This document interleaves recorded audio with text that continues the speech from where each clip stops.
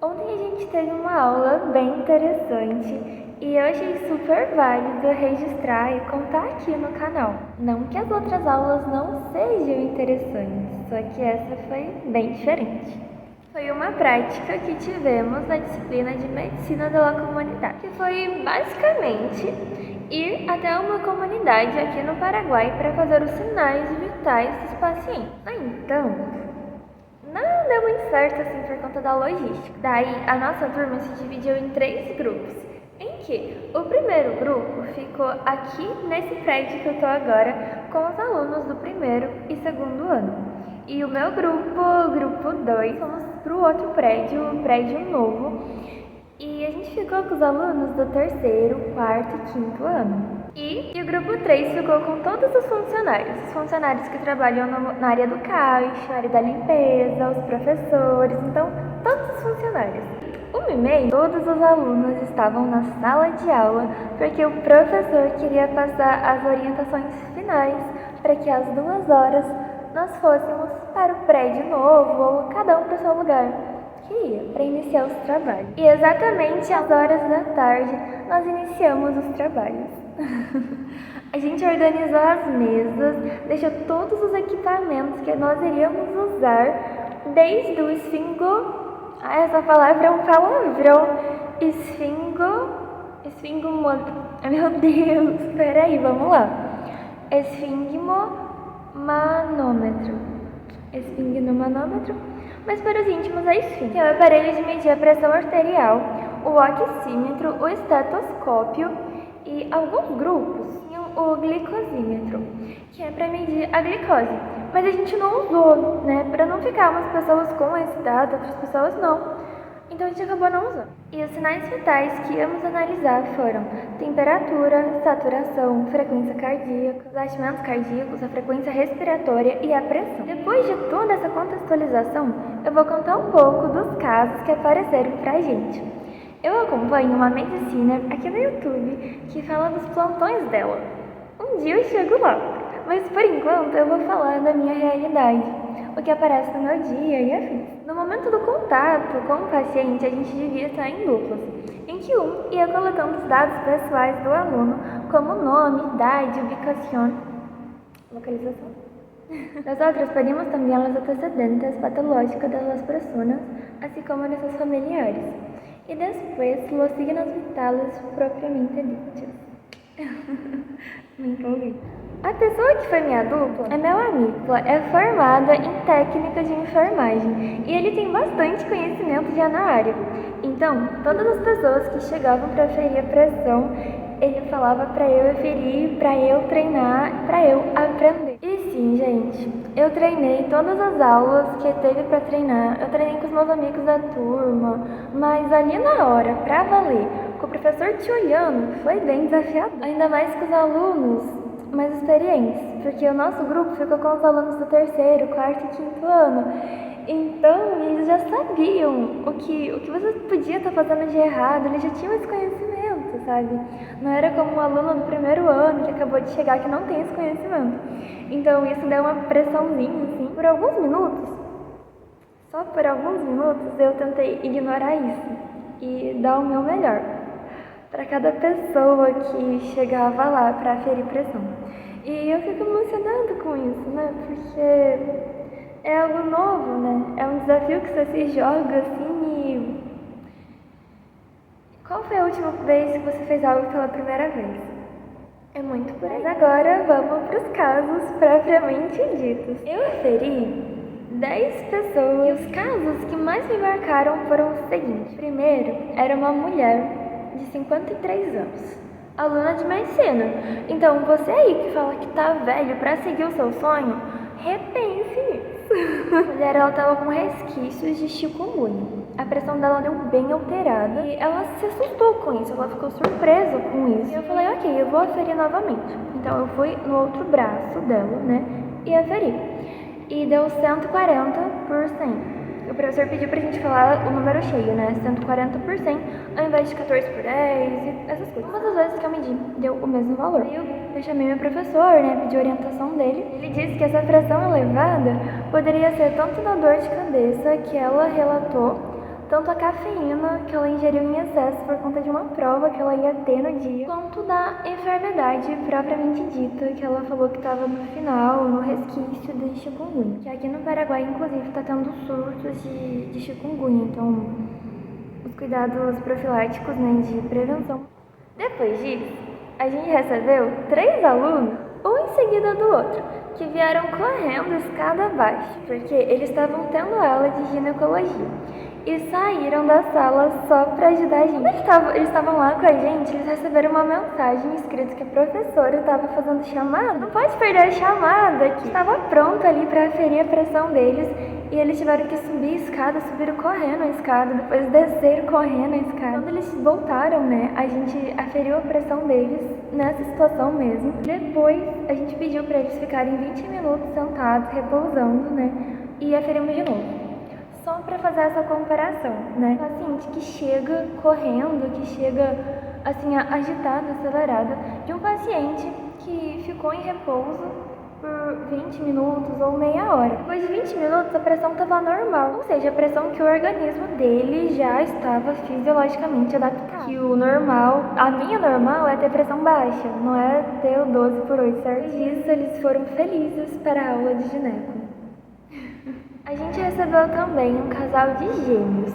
Eu aferi um em seguida do outro a pressão e o primeiro deu pressão normal, deu batimentos normais, deu saturação normal e o outro deu a pressão bem baixinha. E na hora, isso pra mim foi um choque, porque assim, pra mim, no mínimo, as pressões deviam ser similares, sabe? Mas eu me toquei, liguei um ponto com o outro, que cada organismo é diferente do outro, né? Um é diferente do outro. Não importa se eles são irmãos nesse caso, porque o organismo é diferente.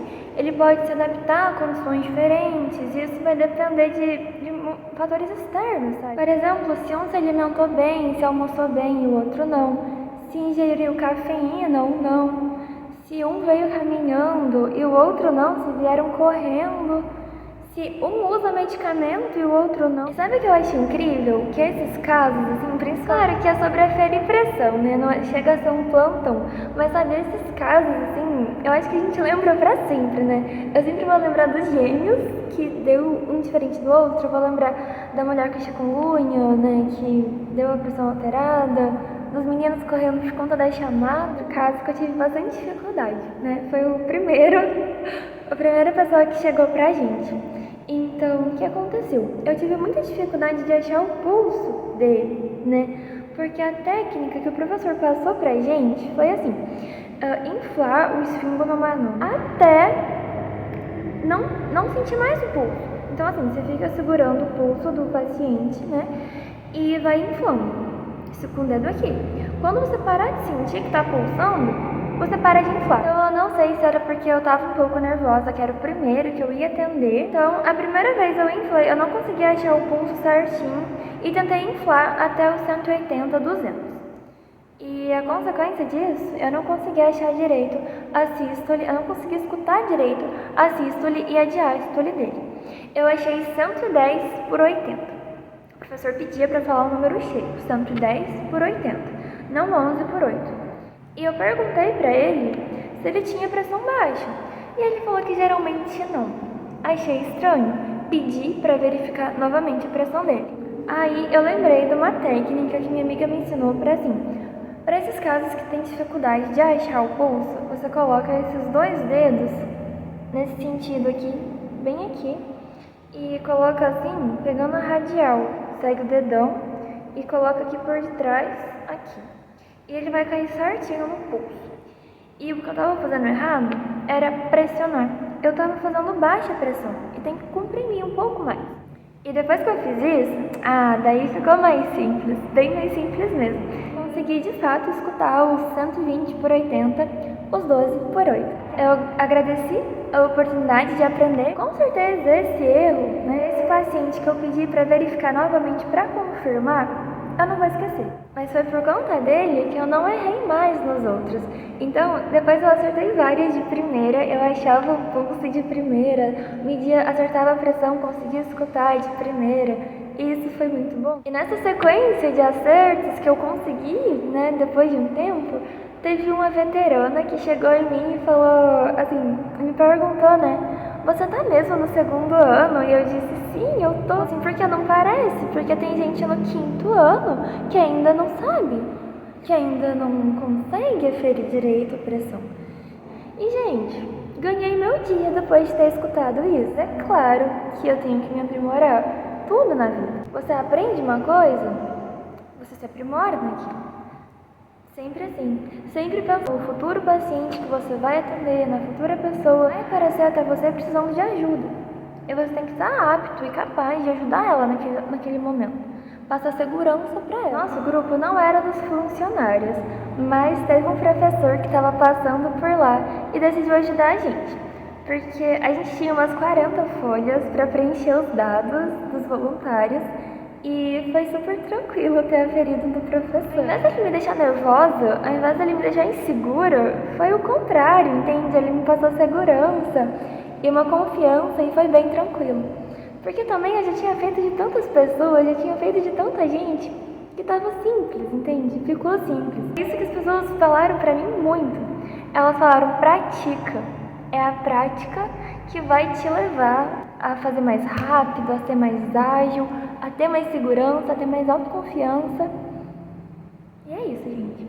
É a prática. E para finalizar os casos que me chamaram a atenção, o meu amigo apareceu lá para aferir a pressão dele. E, gente, aferir pressão de amigo, aferir pressão de gente conhecida é outros 500. Porque a pessoa já acha que tem uma intimidade contigo e faz brincadeirinha, não leva tudo tão a sério assim. E ele tava lá agindo como se ele fosse uma criança, entende? Brincando. Ele perguntava, moça, vai doer? Ou ele perguntava, o que é isso que você coloca no meu dedo? Pra que serve? O que é um oxímetro? Assim, gente, ele tá no 3º ano, ele sabe, né, o que é o oxímetro, pra que serve as coisas, era só na brincadeira mesmo. O mais difícil é que o professor tava ali, ó. A gente tava aqui aferindo e o professor tava ali. Só, tipo, olhando, só analisando, avaliando a gente o tempo todo. E pra mim, foi bem desafiador manter a seriedade todo momento, nem não cair nos trocadilhos dele. Então, eu respondia as perguntas dele. Não, foi bem legal, sério, gente. Valeu muito a experiência. E no final disso, eu aferi a pressão dele, mesmo com as brincadeiras e tudo, deu tudo certo. E eu aprendi a ser séria também, ó. Não, mas é, quando a gente se compromete com uma coisa, a gente tem que levar o nosso trabalho a sério. O que a gente comprometeu a fazer bem feito. A gente usa toda a nossa seriedade que a gente tem pra lidar com esses momentos, assim, mesmo sendo o seu amigo, fazendo as brincadeiras, assim, né? De tanto o professor quanto os alunos, eles foram muito compreensivos com a gente e, de fato, muito pacientes. Eles estavam ali para ajudar mesmo quem está nesse processo de aprendizagem, e eu posso dizer com certeza que eu aprendi muito. E o mais legal é que as pessoas que a gente ia atendendo chegavam lá e te parabenizavam pela iniciativa, te parabenizavam pela coragem, e vale muito a experiência. Inclusive, os professores que estavam dando aula para esses alunos do 4º, 3º, 5º ano, eles incentivavam os alunos a ir lá onde a gente estava para aferir a pressão. Empatia e gentileza, gente. Foi incrível demais. O meu pai sempre disse que eu tenho uma capacidade de transformar qualquer coisa em história. E que eu consigo transformar um acontecimento qualquer em algo deveras significativo e especial. Eu consigo contar as coisas com emoção, segundo ele, e eu fico muito feliz que ele acha isso. E eu espero que você ache também. Porque para muitos dos meus colegas, ontem foi só mais um dia, mas pra mim foi uma experiência incrível demais. Eu me senti um pouquinho médica. Tô no 2º ano, né? Então até chegar no 6º ano, a gente vai se tornando médica. Então ontem eu posso dizer que sim, eu me tornei mais um pouquinho médica nessa jornada, nessa trajetória. Hoje eu tô com um pouco de dor de cabeça, um pouco de febre, né? Não sei se é ansiedade ou enfim, mas eu não queria deixar de vir compartilhar essa experiência com vocês. E assim, se a gente não pega e grava, Fica no campo futuro das ideias. Tipo, um dia eu gravo e cai no esquecimento, e tu esquece, eu não gravo. Então, pra mim foi muito importante, eu queria vir gravar, deixar registrado. Realmente espero que você tenha gostado do vídeo. Se inscreva no canal para acompanhar essas aventuras de como que é estudar medicina aqui no exterior. E até o próximo vídeo, bye! E os sinais vitais que nós verificamos, que susto!